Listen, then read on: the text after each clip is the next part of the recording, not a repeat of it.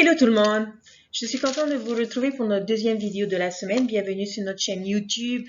Viens, suis-moi, écoute et prête l'oreille. Je suis Vaya Priard et je suis heureuse de pouvoir vous retrouver pour finir notre étude de Viens, suis-moi de cette semaine où nous devions étudier les sections 67 à 70 des Doctrines et Alliances. Un petit rappel du contexte historique. Le prophète et certains des dirigeants de l'époque, les saints, avaient prié et médité sur l'importance de pouvoir permettre aux saints d'avoir la bénédiction, d'avoir en leur possession, les révélations que le prophète Joseph Smith a reçues depuis le rétablissement de l'Église et décide la publication du livre des commandements qui est ce que nous avons aujourd'hui, les doctrines et alliances. Nous avons vu dans notre première vidéo, notamment à travers l'étude de la section 67 des doctrines et alliances, ce que le Seigneur attendait de chacun d'eux et ce qui devait être fait. Dans notre étude d'aujourd'hui, je vous avais demandé de réfléchir à une question, d'étudier la section 70, toutes les sections, et en particulier la section 70 des Doctrines et Alliances, afin de pouvoir méditer éventuellement sur, rechercher dans cette section les instructions que Dieu nous donne à travers ses révélations concernant ses exigences par rapport à notre intendance. Donc, nous allons découvrir aujourd'hui et étudier aujourd'hui les principes qui nous aideront et qui nous guideront dans nos intendances à travers la section 70 des Doctrines et Alliances. Le premier verset que nous allons voir dans cette section est le verset 9 qui dit « Voici, c'est là ce que le Seigneur exige de tout homme dans son intendance, oui, tel que moi, le Seigneur, je l'ai désigné ou le désignerai plus tard à tout homme. » Alors, je trouve ce verset intéressant parce que ce verset nous dit « Moi, le Seigneur, exige de tout homme ». Le Seigneur exige des choses de nous, exige notre intendance, exige notre engagement. Il est le plus grand. Il est capable de tout faire. Mais ici, à travers ce verset, il nous fait comprendre qu'il a besoin de chacun d'entre nous et qu'il y a un travail pour chacun d'entre nous. Et n'oublions pas, comme le verset 9 nous dit, je l'ai désigné ou le désignerai plus tard. C'est que ces responsabilités que nous avons aujourd'hui, que nos frères et sœurs autour de nous ont aujourd'hui, viennent de Dieu. Ce sont des responsabilités que le Seigneur nous confie à nous personnellement et individuellement. Dans le verset 10, il est dit « Et voici, aucun de ceux qui appartiennent à l'Église du Dieu vivant n'est exempté de cette loi. » Ici, personne, chers frères et sœurs, n'est exempté de cette intendance. Tout ce que nous ferons pour bâtir le royaume de Dieu est important. Nous aurons des responsabilités. Quelle que soit la responsabilité, certains pourront avoir des responsabilités importantes, d'autres auront des responsabilités moins importantes, mais chacune de ces responsabilités compte pour le Seigneur parce que nous sommes les instruments qu'il utilise à des moments particuliers, pour des personnes en particulier, de manière à faire progresser sa cause, à faire progresser son œuvre, à faire progresser son évangile. Si nous avons le sentiment que nous n'avons aucune responsabilité, aucun appel, soyons plus consciencieux et recherchons les opportunités pour faire partie de cette œuvre, que ce soit juste un après-midi ou que ce soit pour 3 ans. Mais honnêtement, chers frères et sœurs, pensez-vous vraiment que nous n'ayons pas de responsabilité? Je pense notamment au service pastoral. Nous avons tous la responsabilité d'une âme, de 2 âmes, de 3 âmes à travers notre service pastoral. Et c'est un appel que nous avons. Le Seigneur a besoin que nous soyons ses mains pour ces foyers dont nous avons la responsabilité. Nous devons nous assurer de leur bien-être temporel et de leur bien-être spirituel. Alors même si j'ai le sentiment de ne pas avoir d'appel ou de ne pas avoir de responsabilité, détrompez-vous, chers frères et sœurs. Nous avons tous une responsabilité qui est d'être le gardien de nos frères et sœurs dans nos paroisses, dans nos pieux, dans notre voisinage. Tout dépend de notre engagement et de notre désir à faire partie de cette œuvre. Mais à chacun d'entre nous, le Seigneur nous donnera les opportunités, les occasions pour pouvoir le servir et pour pouvoir agir en son nom et faire grandir cette œuvre et établir Sion. Dans les versets 11 et 12, voici ce qu'il est dit. Oui, ni l'évêque, ni l'agent qui tient le magasin du Seigneur, ni celui qui est désigné pour une intendance sur les choses temporelles. Celui qui est désigné pour administrer les choses spirituelles est digne de son salaire, tout comme ceux qui sont désignés à une intendance pour administrer les choses temporelles. Dans l'Église, on ne parle pas uniquement de spiritualité. Il y a des intendances temporelles et il y a des intendances spirituelles. Pour réaliser des intendances spirituelles, nous avons besoin des intendances temporelles. Je vous donne l'exemple simple de nos conférences générales dont nous avons la bénédiction de pouvoir y participer et voir à travers le monde. Ne pensez-vous pas que toutes ces choses sont réalisables grâce aux intendances temporelles? S'il y a bien une chose que j'apprécie beaucoup lorsque l'on reçoit les messages de la première présidence, que ce soit pour Noël ou que ce soit pour nos conférences générales, c'est juste la décoration de notre centre de conférence avec toutes ces jolies plantes qu'il y a. Toutes ces choses, chers frères et sœurs, sont des intendances temporelles qui sont les préparatifs, la mise en place, la participation de chacun pour des intendances spirituelles. Et quelle intendance spirituelle, n'est-ce pas, chers frères et sœurs, parce qu'il s'agit de l'intendance de nos apôtres et de nos prophètes, de manière à pouvoir réunir tous les aspects qui vont nous permettre de nous concentrer et de toucher notre cœur. Parce que chacun de nous, chers frères et sœurs, avons de la valeur aux yeux de Dieu. Regardez aujourd'hui comment évolue le travail missionnaire. Nous avons la bénédiction de voir la technologie se développer et de pouvoir l'utiliser. Et nous voyons nos missionnaires utiliser cette technologie. Mais pour pouvoir utiliser cette technologie, il nous faut avoir des connaissances, il nous faut avoir des formations. Il s'agit là d'intendances temporelles pour pouvoir faire place à des intendances spirituelles. Donc, toutes ces choses, chers frères et sœurs, sont importantes dans le plan de Dieu, dans son œuvre, pour pouvoir établir Sion. Chacun a sa place et fait et doit faire ce que le Seigneur veut qu'il fasse. Le verset 12.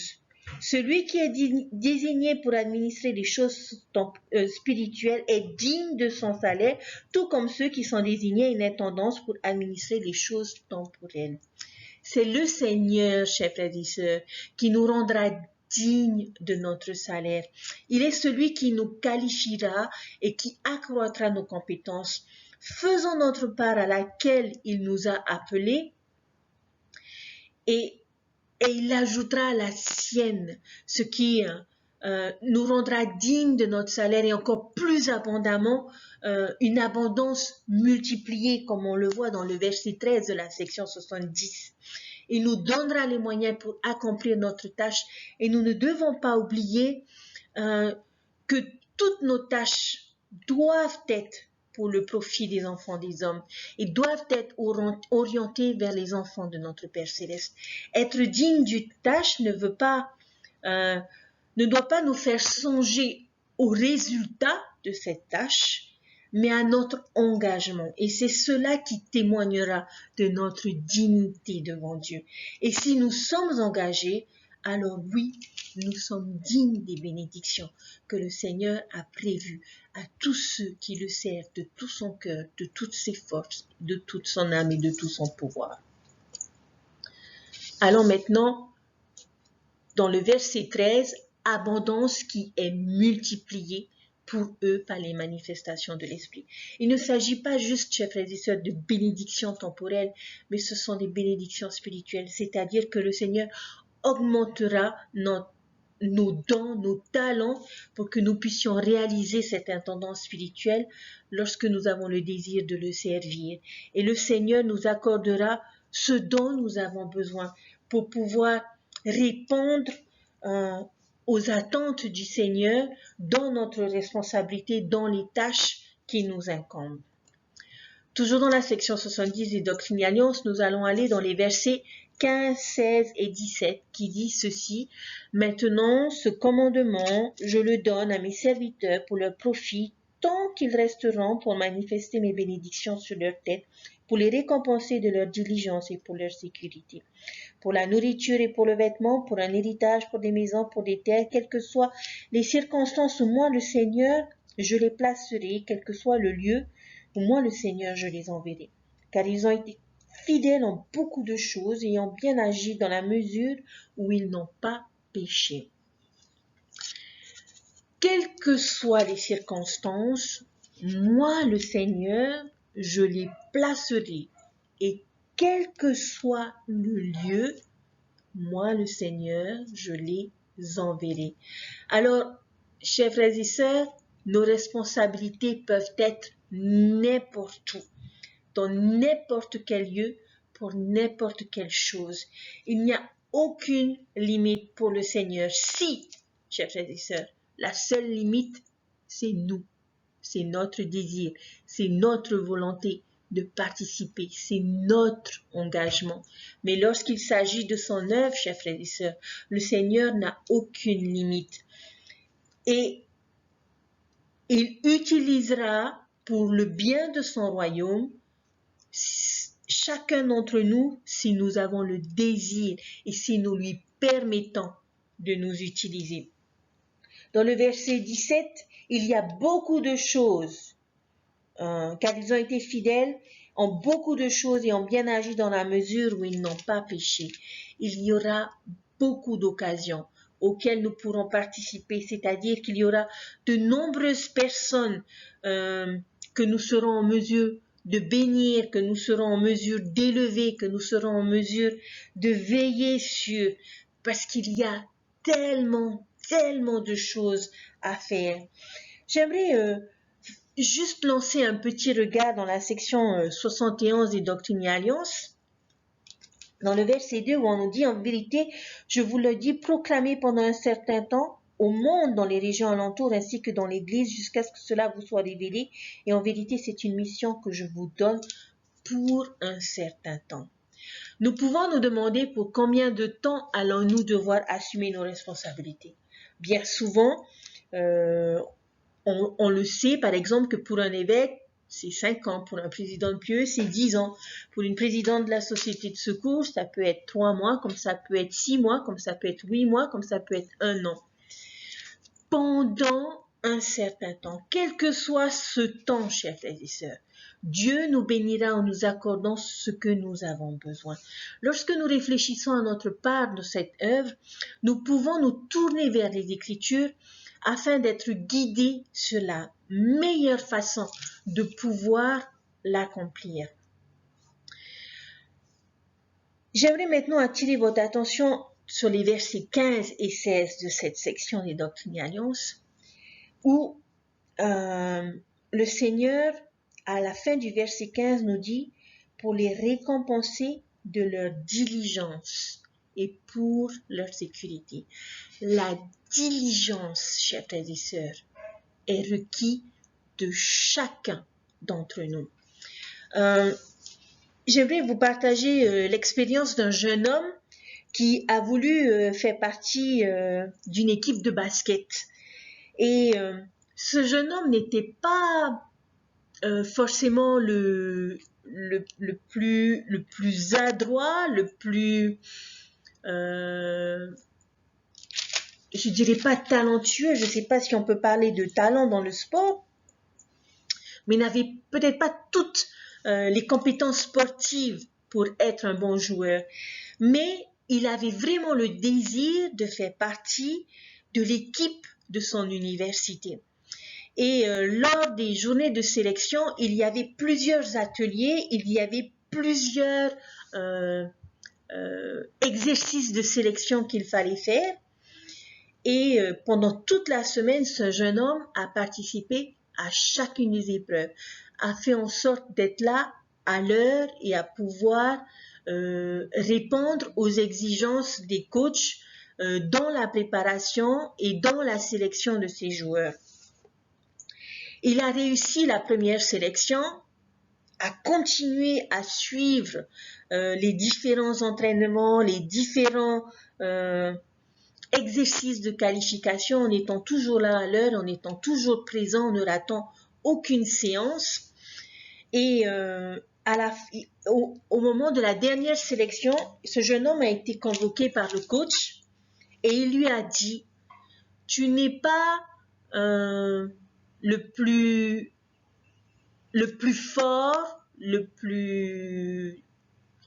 trouve pas le mot, tu n'as peut-être pas toutes les attentes et les compétences que l'on pourrait exiger d'un basketteur, mais je vais quand même te garder parce que je t'admire pour la diligence et la persévérance que tu as eue pendant toutes ces séances d'entraînement et pendant toutes ces séances de qualification. » Chers frères, pourquoi je vous parle de cette petite expérience et cette petite anecdote?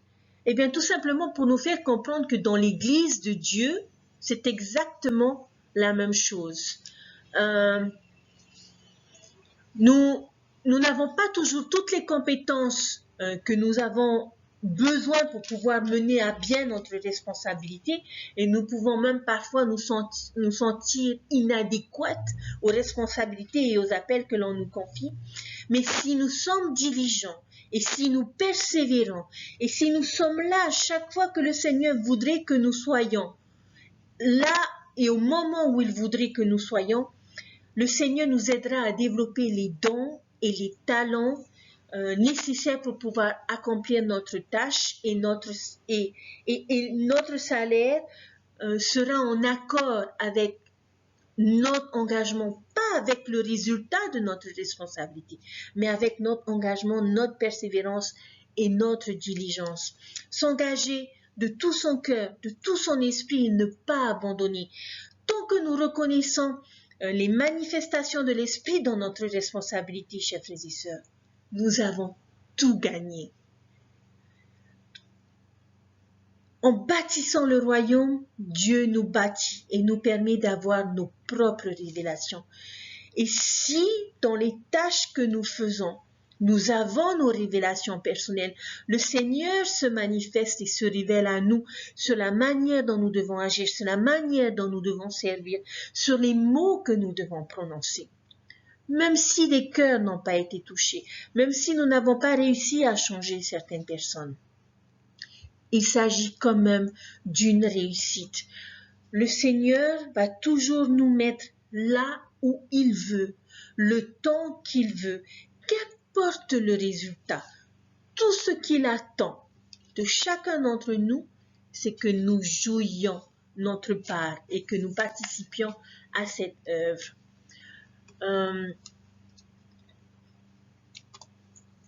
Nous allons maintenant aller dans la question que j'aimerais que nous nous posions aujourd'hui. Pourquoi est-ce que ces révélations valent tous les trésors de la terre? C'est le thème principal de notre étude de cette semaine. Pourquoi toutes ces révélations valent tous les trésors de la terre? En faisant mon étude de ces sections 67 à 70, lorsque je les ai lues, je me suis posé cette question. Et aujourd'hui, chers frères et sœurs, j'aimerais partager avec vous ce que j'ai pu retirer de ma lecture et de mon étude de ces sections qui m'ont témoigné que ces révélations, en effet, sont un véritable trésor pour nous.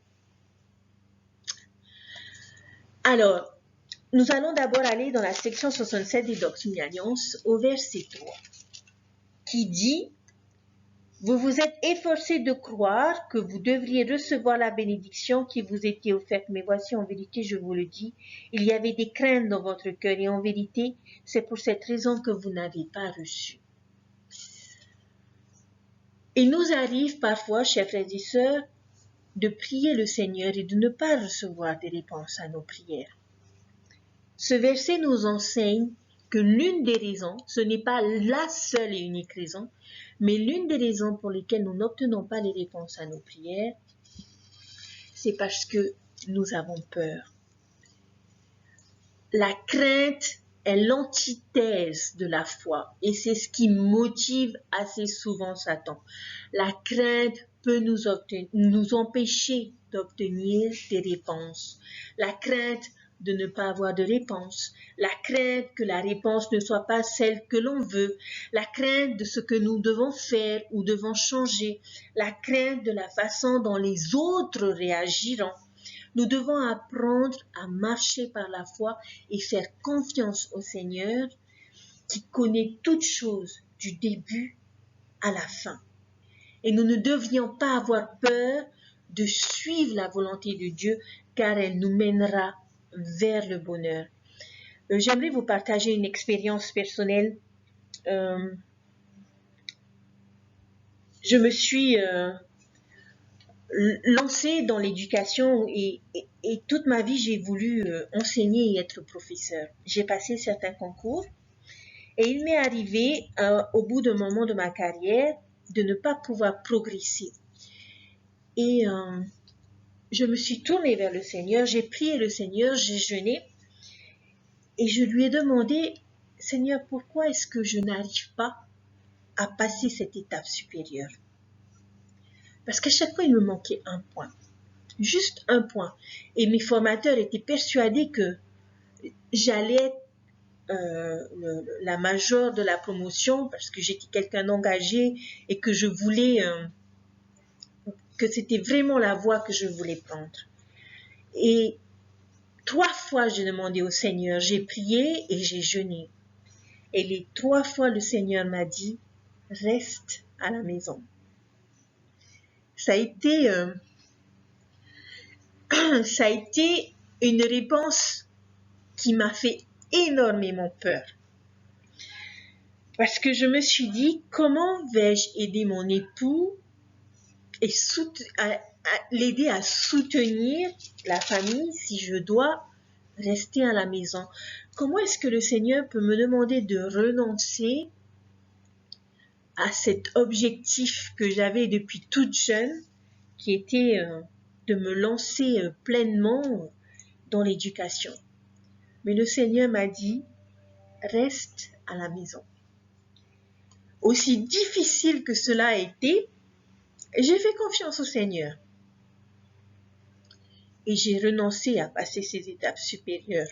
J'ai renoncé à ces concours. Et je suis restée à la maison. Chers frères et sœurs, je vous témoigne que ça a été le plus beau choix de ma vie. Parce qu'aujourd'hui, non seulement je suis en mesure de faire ce que j'aime faire, qui est enseigner, mais le Seigneur m'a accordé des bénédictions qui sont allées au-delà de mes espérances, qui sont allées au-delà de mes craintes. Je suis restée à la maison, mais j'ai enseigné à la maison. Et je continue de le faire aujourd'hui, chers frères et sœurs. Et cette carrière professionnelle est juste la plus belle bénédiction que le Seigneur m'a accordée dans ma vie. Et aujourd'hui, je ne regrette pas d'avoir fait le choix d'écouter et de suivre la volonté du Seigneur malgré toutes mes craintes. Alors, chers frères et sœurs, ce verset nous enseigne que nous devons ne pas craindre et faire confiance au Seigneur dans nos choix, dans nos responsabilités. Même dans nos responsabilités, nous avons le sentiment que nous devons agir d'une certaine façon, mais nous hésitons parce que nous craignons la manière dont les membres réagiront. Nous craignons les critiques et les jugements que cela pourrait engendrer. Mais nous ne devons pas oublier, chers frères et sœurs, que le Seigneur connaît chacun d'entre nous individuellement et parfaitement. Et nous ne devons pas permettre à la crainte de prendre place dans notre esprit et dans notre cœur et nous empêcher de faire ce que Dieu attend de chacun d'entre nous. Agissant avec amour, agissant avec conviction, mais agissant au nom du Seigneur, parce que c'est son œuvre, et permettons-lui de nous utiliser et de prononcer les mots et les paroles qu'il voudrait que nous prononcions. La deuxième chose que j'ai découvert dans notre lecture des Écritures, dans notre étude, se trouve dans la section 68 des Doctrines et Alliances, les versets 1 à 12. Chers frères et sœurs, chers jeunes, chers amis, si vous voulez savoir comment être un bon missionnaire, je vous invite à lire ces versets. Dans ces versets, le Seigneur nous dit qu'être un bon missionnaire, 1, c'est enseigner par l'Esprit. 2, c'est de raisonner avec nos amis de l'Église. C'est de leur expliquer toutes les Écritures. 3, toujours dans les versets 1 à 12, être un bon missionnaire, c'est parler selon l'inspiration. Être un bon missionnaire, c'est prendre courage et ne pas craindre. Être un bon missionnaire, c'est savoir que le Seigneur sera toujours à nos côtés. Être un bon missionnaire, c'est rendre témoignage du Christ. Être un bon missionnaire, c'est prêcher à tous, sans exception de personne, quelles que soient les apparences, quelles que soient les circonstances. Enseigner à tous. Être un bon missionnaire, c'est prêcher avec la bonne autorité. Être un bon missionnaire, c'est savoir que celui qui croit sera béni par les signes. Et être un bon missionnaire, c'est accepter d'être un instrument entre les mains de Dieu pour sceller les personnes à lui. Voilà pourquoi nous devons être des missionnaires, chers frères et sœurs. Et c'est la chose la plus importante de toute cette œuvre. C'est participer et permettre au Seigneur de pouvoir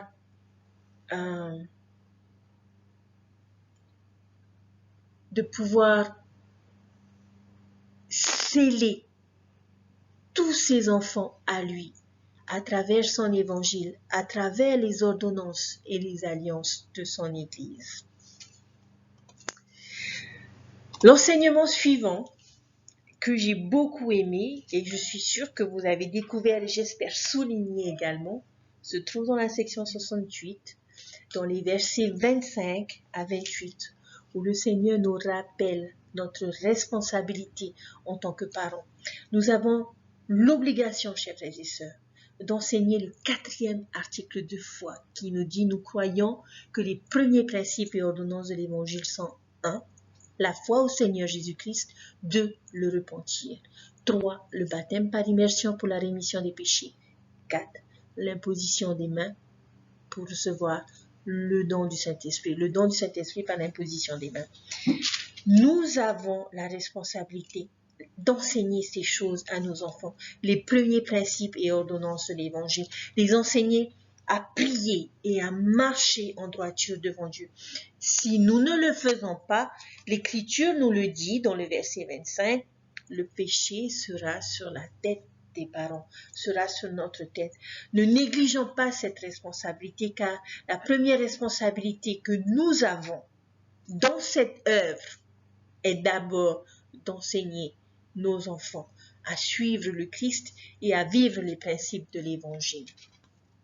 Dans la déclaration au monde sur la famille, l'on nous rappelle également cette responsabilité importante que nous avons en tant que parents. Et je vous invite, chers frères et sœurs, à relire cette déclaration au monde. Cependant, je pense qu'il est important de savoir que nous ne sommes pas responsables de ce que font nos enfants de nos enseignements. Nous ne sommes pas responsables des choix de nos enfants. Je ne pense pas qu'aujourd'hui nous accuserions Léhi et Saria du mauvais comportement et des mauvais choix qu'ont eu l'amant et Lemuel. Alors, chers frères et sœurs, nous ne devons pas non plus nous considérer comme de mauvais parents. Cependant, nous devons continuer à être diligents, nous devons persévérer à enseigner nos enfants et à les aimer. Aucun parent ne fait ces choses de façon parfaite. Faisons confiance au Seigneur et n'abandonnons pas. Ce sont ses enfants, c'est lui qui nous les a confiés. Donc lui connaît leur cœur, lui connaît leur esprit, lui sait comment ils vivent chacune de leurs journées et à quel moment ils ont besoin d'un enseignement. Nous devons juste être prêts, présents dans leur vie, à pouvoir leur enseigner cet évangile, à pouvoir leur rappeler où se trouve le chemin des alliances qui les ramènera à Dieu. Alors, chers frères et sœurs, faisons ce qu'il faut en tant que parents. Le verset suivant que je voulais partager avec vous, toujours dans la section 68, ce sont les versets 30 à 32. J'ai trouvé ces versets intéressants parce que le Seigneur nous parle encore une fois, et nous l'avons déjà vu à plusieurs occasions dans les sections précédentes, mais dans ces versets, le Seigneur nous rappelle, regardez le verset 31, « Les habitants de Sion ne sont pas agréables à moi le Seigneur, car il y a des paresseux parmi eux. Et leurs enfants grandissent aussi dans la méchanceté. Ils ne cherchent pas non plus avec ferveur les richesses de l'éternité, mais leurs yeux sont remplis de cupidité. » Chers frères et sœurs, nous vivons dans une société aujourd'hui et de plus en plus, j'ai la bénédiction de pouvoir évoluer tous les jours avec de nombreux enfants. Et s'il y a une chose que je remarque de plus en plus, et on le voit dans nos chapelles également, c'est ça, le téléphone. Ce téléphone qui semble être attaché aux mains de nos enfants, où nous avons du mal à voir nos enfants de face à force de les voir baissés sur leur téléphone. Je ne dis pas, chers frères et sœurs, que ces choses sont mauvaises, bien au contraire, nous avons beaucoup plus facilement accès à l'évangile grâce à cette technologie. Les missionnaires utilisent cette technologie pour pouvoir permettre à l'évangile de notre Sauveur Jésus-Christ de dépasser les murs et les barrières des maisons, de dépasser les murs et les fenêtres, les portes et les fenêtres des maisons, de manière à ce que l'évangile soit au sein même de nos foyers et des foyers de nos amis de l'Église. Mais nous devons être prudents sur la manière dont nous utilisons ces choses. Si je passe plus de temps à regarder Facebook, Instagram, récemment chez les jeunes TikTok, qui peut prendre des heures pour certains, mais que nous n'accordons pas le même temps pour étudier l'Évangile, alors oui, nous avons besoin de changer certaines choses. Cette technologie qui n'est pas forcément mauvaise ne doit pas nous empêcher, ne doit pas nous empêcher de nous acquitter de nos responsabilités ou ne doivent pas nous encourager et nous diriger vers le péché. Nous devons connaître où se trouve la limite du raisonnable. Les Écritures nous rappellent nos responsabilités et le Seigneur, encore une fois, nous dit qu'il n'aime pas les paresseux. Et si ces choses, chers frères et sœurs, nous empêchent d'être productifs, d'assumer notre responsabilité dans cette œuvre, alors oui, elles ne sont pas bonnes.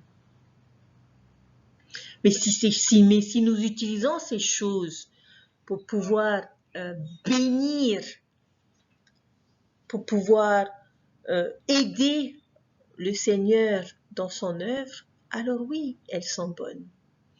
Alors, que ce soit le téléphone, que ce soit la télé, que ce soit Internet, je parle des jeux vidéo parce que j'ai mes 3 garçons qui sont fans de jeux vidéo et qui peuvent passer parfois des heures sur ces jeux vidéo. Nous devons faire attention, chers frères et sœurs. Cette technologie, le développement de cette technologie est pour moi une bénédiction du ciel, de manière à pouvoir permettre au Seigneur d'être plus accessible et plus présent dans les foyers. Mais le monde parfois donne un autre usage de cette technologie qui n'est pas toujours bonne pour nous ou pour nos enfants. Alors faisons attention, cherchons les bons côtés et surtout faisons en sorte que ces choses ne prennent pas trop de place dans notre vie qui nous empêcherait de nous acquitter de nos responsabilités, que ce soit en tant que mari et femme, que ce soit en tant que parent ou que ce soit en tant que dirigeant. La dernière chose que je voulais voir avec vous, c'est dans la section 69, au verset 1, où il est dit « Écoutez-moi, dit le Seigneur votre Dieu, dans l'intérêt de votre serviteur Oliver Cowdery, je ne juge pas sage que les commandements et l'argent qu'il va porter au pays de Sion lui soient confiés si quelqu'un de loyal et de fidèle ne l'accompagne. » Lorsque j'ai vu cette écriture, je ne pense pas que le Seigneur n'avait pas confiance en Oliver. Rappelez-vous qu'Oliver avait reçu la responsabilité de gérer l'argent qui avait été récolté pour la publication du livre des commandements et de s'occuper de la publication de ce livre. Et je ne pense pas que le Seigneur ait suggéré qu'Oliver n'était pas quelqu'un digne de confiance.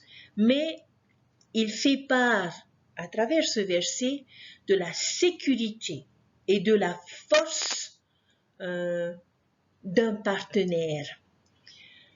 Et nous voyons, chers frères et sœurs, ce partenariat dans tous les aspects de l'Église. Chez nos missionnaires, c'est 2 par 2.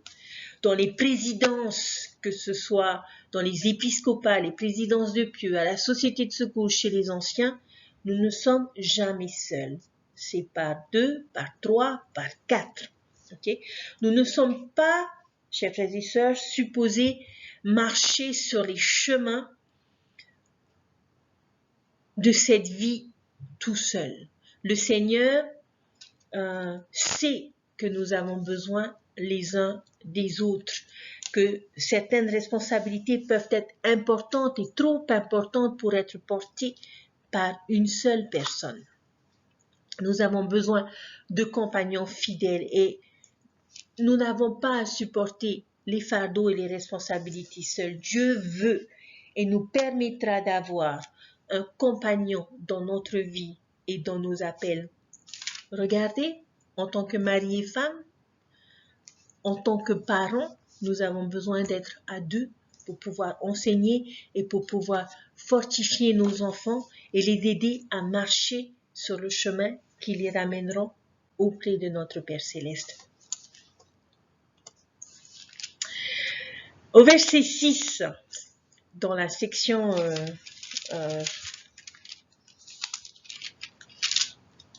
68 des Doctrines et Alliances, le Seigneur dit, c'est pourquoi prenez courage et ne craignez pas, car moi, le Seigneur, je suis avec vous, je me tiendrai à vos côtés. Et vous rendrez témoignage de moi, Jésus-Christ. Vous rendrez témoignage que je suis le Fils du Dieu vivant, que j'étais, que je suis et que je vais venir. Prenez courage et ne craignez pas. Le Seigneur attend de nous que nous fassions notre part et que nous agissions et que nous n'ayons pas peur, que quels que soient les ennemis qui se présenteront face à nous, quelles que soient les distractions ou que nous pensons ne pas être à la hauteur, le Seigneur nous dira, écoute, prends courage et ne crains pas, car je suis avec toi et je me tiendrai à tes côtés. Et c'est la façon du Seigneur de dire, j'étais là quand tu as été prédestiné. J'étais là dans la préexistence quand tu as été appelé et préordonné. Je suis là pendant ton intendance et je serai toujours avec toi jusqu'à ce que tu aies fini. Le dernier verset sur lequel je voudrais terminer mon étude, chers frères et sœurs, est le verset 18 de la section 70 des Doctrines et Alliances qui dit « Voici moi le Seigneur, je suis miséricordieux, je les bénirai et ils entreront dans la joie de toutes choses. J'ai dit Amen. » Quelle merveilleuse bénédiction que le Seigneur nous promet à travers ce verset, chers frères et sœurs. Je les bénirai et ils entreront de la joie. Le Seigneur n'a jamais dit que les choses seraient faciles. Le Seigneur n'a jamais dit que notre intendance sera simple et se fera, que tout se déroulera comme sur des roulettes. Non. Mais il promet à travers ce verset que malgré les difficultés que nous rencontrerons, que malgré le résultat qui ne sera pas toujours atteint dans nos responsabilités, nous trouverons de la joie dans ce service. Nous trouverons de la joie dans ces responsabilités et dans ce que le Seigneur attend de chacun d'entre nous. Chers frères et sœurs, c'est donc sur ces merveilleux enseignements que je vais finir mon étude de cette semaine, qui valent en effet tous les trésors de la terre. Juste dans 4 sections, j'ai appris des choses qui m'ont permis de comprendre pourquoi certaines de mes prières n'obtiennent pas de réponse, qui m'ont permis de me rappeler comment être un bon missionnaire, qui m'ont permis de me rappeler des responsabilités que j'ai en tant que parent, qui m'ont permis de me rappeler, de faire attention aux choses de ce monde qui pourraient me rendre paresseux aux yeux du Seigneur.